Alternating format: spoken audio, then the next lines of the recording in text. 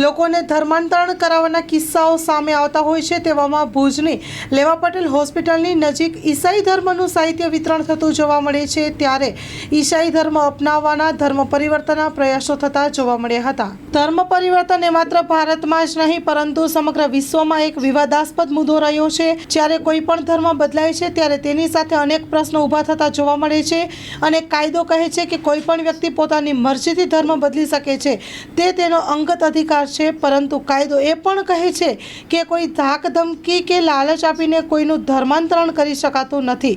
ભુજની લેવા પટેલ હોસ્પિટલના ગેટની બહાર ગુરુવારના રોજ જાગૃત કાર્યકરોને ધ્યાનમાં આવ્યું હતું કે ઈસાઈ ધર્મને સંલગ્ન સાહિત્યનું વિતરણ થઈ રહ્યું છે।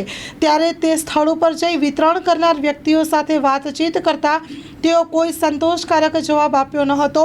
હોસ્પિટલની બહાર અમુક સાહિત્ય દર્દી કે ગરીબ વર્ગને આપીને તેમને ધર્માંતરણ માટે થતી કોશિશ સમયે જાગૃત કાર્યકરોએ પૂછપરછ કરી ત્યારે ભુજ તાલુકાના ગામડાના જ અને પતિ પત્ની મૂંઝાઈ ગયા હતા અને ત્યાંથી જતા રહ્યા હતા।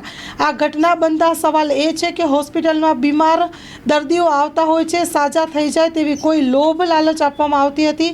આ લોકો અન્ય જગ્યાઓ પર જઈને પણ આવી પ્રવૃત્તિઓ કરતા હતા। શહેરના જાહેર સ્થળ, હોસ્પિટલ, શાળા, મોલ વગેરે જેવી જાહેર જગ્યાઓ પર ક્યાંય પણ આવી પ્રવૃત્તિ જો કરવામાં આવે તો ગુજરાતમાં પાસ થયેલા કાનૂન મુજબ તે ગુનો બને છે। વિચારવાનું તો એ છે કે આ વ્યક્તિઓ કેટલા સમયથી આવી પ્રવૃત્તિઓ કરી રહ્યા છે, આ લોકોને સ્થાનિક કોનો સહયોગ મળી રહ્યો છે અથવા કોઈ બીજી ગેરકાયદેસર પ્રવૃત્તિ સાથે સંકળાયેલા છે કે કેમ।